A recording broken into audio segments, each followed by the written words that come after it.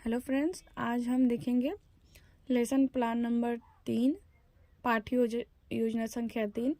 सबसे पहले हम लिखेंगे विद्यालय का नाम, उसके बाद छात्राध्यापिका या छात्राध्यापक का नाम, फिर हम दिनांक, कक्षा, वर्ग, विषय, उपविषय, कालांश, अवधि ये सब कॉलम बनाकर लिखेंगे। फिर हम लिखेंगे अपना प्रकरण। हमारा प्रकरण है कक्षा 9 से अक्षांश रेखा व देशांतर रेखा। उसके बाद हम अपने लिखेंगे सामान्य उद्देश्य जो हमारे भूगोल विषय से संबंधित है। उसके बाद लिखेंगे विशिष्ट उद्देश्य जो हमारे प्रकरण से संबंधित है।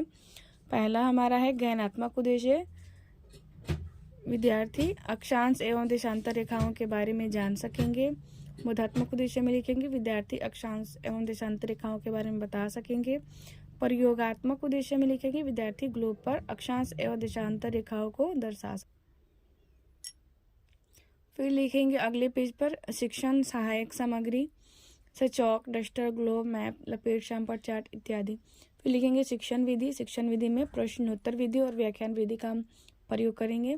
पूर्व ज्ञान में लिखेंगे विद्यार्थी अक्षांश एवं देशांतर रेखाओं की सामान्य जानकारी रखते हैं।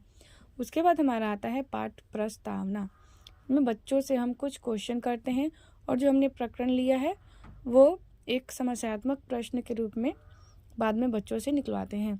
पहला हम क्वेश्चन करेंगे बच्चों से, हम लोग किस ग्रह पर आते हैं। विद्यार्थी कथन है पृथ्वी पर। दूसरा है पृथ्वी के लघु स्वरूप को क्या कहते हैं। विद्यार्थी उत्तर देंगे ग्लोब। फिर तीसरा पॉइंट डालेंगे ग्लोब पर खींची रेखाओं को क्या कहते हैं। अक्षांश एवं देशांतर रेखा। अक्षांश जो हमारा चौथा क्वेश्चन है अक्षांश एवं देशांतर रेखाओं के बारे में बताइए। तो ये हमारा हो जाएगा समस्यात्मक प्रश्न। उसके बाद हम लिखेंगे अपना उद्देश्य कथन। हमारा उद्देश्य कथन है विद्यार्थियों आज हम भूगोल विषय के अंतर्गत अक्षांश एवं देशांतर रेखाओं के बारे में। ये जो हमारा विद्यालय का नाम से लेकर के सामान्य उद्देश्य, विशेष उद्देश्य हैं ये, और ये शिक्षण सामग्री, शिक्षण विधि, पूर्व ज्ञान, प्रस्तावना, उद्देश्य कथन, ये हमारा 2 पेज में ऐसे आ जाना चाहिए। इसके बाद अगले पेज से फ्रेश हम पाठ प्रस्तुतिकरण लेंगे। अब हम बनाएंगे अपना कॉलम। पहला कॉलम है शिक्षण बिंदु का, फिर छात्राध्यापिका कथन क्रिया, विद्यार्थी कथन क्रिया, शिक्षण विधि, श्यामपट्ट, कार्य। तो कॉलम खींच लेंगे। इसके बाद हम पहला शिक्षण बिंदु डालेंगे जो है हमारा अक्षांश रेखा है। फिर हम कुछ विकासात्मक प्रश्न करेंगे बच्चों से, जैसे सभी अक्षांश रेखाएं परस्पर होती हैं। विद्यार्थी उत्तर देंगे समानांतर। अक्षांश रेखाओं के कार्य बताइए। तो ये अस्पष्ट उत्तर होगा। इसके बाद हम करेंगे स्पष्टीकरण। स्पष्टीकरण में हम बताएंगे बच्चों को, व्याख्या करेंगे कि भूमध्य रेखा से उत्तर या दक्षिण की ओर कोणीय दूरी अक्षांश कहलाती है। विषुववृत्त से ध्रुवों तक स्थित सभी समांतर वृत्तों को अक्षांश रेखाएं कहते हैं। अक्षांशों को डिग्री में मापा जाता है। अक्षांशों की संख्या 181 होती है और आकार वृत्ताकार होता है। 2 अक्षांशों के बीच की दूरी स्थिर होती है और यह 111 किलोमीटर होती है। इससे ताप का पता लगाया जाता है। बच्चों को इतना बताने के बाद हम कुछ बोधात्मक प्रश्न करेंगे। जैसे हमारा है पहला, 2 अक्षांशों के मध्य दूरी होती है। बच्चे जवाब देंगे 111 किलोमीटर। फिर दूसरा बोधात्मक प्रश्न हम बच्चों से करेंगे कि क्या भूमध्य रेखा अक्षांश रेखा है। तो विद्यार्थी उत्तर देंगे कि हाँ है। फिर हम अपना दूसरा शिक्षण बिंदु लेंगे देशांतर रेखा। देशांतर रेखा में फिर हम विकासात्मक प्रश्न पूछेंगे। से देशांतरों का आकार कैसा होता है। तो अर्धवृत्ताकार। तो देशांतर रेखाओं का कार्य बताइए। तो स्पष्ट उत्तर देंगे विद्यार्थी। फिर हम स्पष्टीकरण लिखेंगे दूसरे शिक्षण बिंदु का।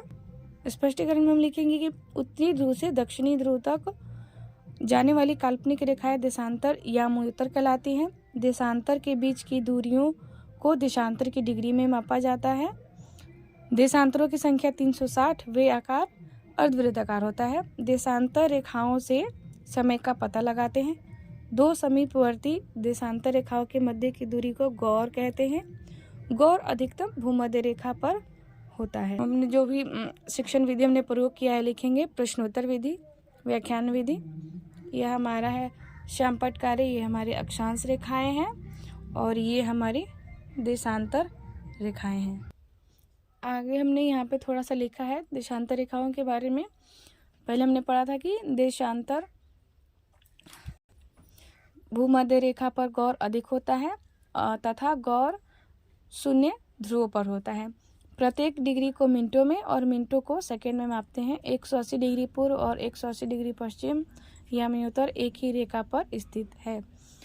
अब शिक्षण बिंदु बताने के बाद हम इसमें बोधात्मक प्रश्न करेंगे। पहला है देशांतर रेखाओं के कार्य बताइए। तो इसमें बच्चे बताएंगे, इसे समय ज्ञात करते हैं। गौर शून्य होता है तो ध्रुवों पर। फिर हम जो भी हमने शिक्षण बिंदु 1 और शिक्षण बिंदु 2 पढ़ाया है पाठ पुनरावृत्ति में पूछेंगे। दोनों शिक्षण बिंदु से हमने इसमें प्रश्न पूछे हैं। पहला है भूमध्य रेखा से ध्रुवों तक सभी समानांतर रेखाओं को क्या कहा जाता है। दूसरा क्वेश्चन हम ले रहे हैं, दो अक्षांशों के मध्य कितनी दूरी होती है। तीसरा प्रश्न हमने लिखा है देशांतर रेखाओं के बारे में विस्तार पूर्वक बताइए और गौर अधिकतम कहाँ पर होता है। ये हमने 4 क्वेश्चन पाठ पुनरावृत्ति में हमने लिखे हैं जो कक्षा में बच्चों से पूछे जाएंगे। उसके बाद इतना पढ़ाने के बाद बच्चों को हम होमवर्क देंगे। उसके बाद कॉलम बनाकर अपने लेसन प्लान में अपना खुद का सिग्नेचर करेंगे। फिर जो भी हमारे सब्जेक्ट के टीचर उस विद्यालय में हैं उनसे साइन करवाएंगे। फिर उस विद्यालय के प्रधानाध्यापक का सिग्नेचर और जो हमारे बीएड कॉलेज के जो भी पर्यवेक्षक होंगे उनका यहाँ पे साइन करवाएंगे। वीडियो अच्छा लगे तो लाइक करें, सब्सक्राइब करें, शेयर करें। धन्यवाद।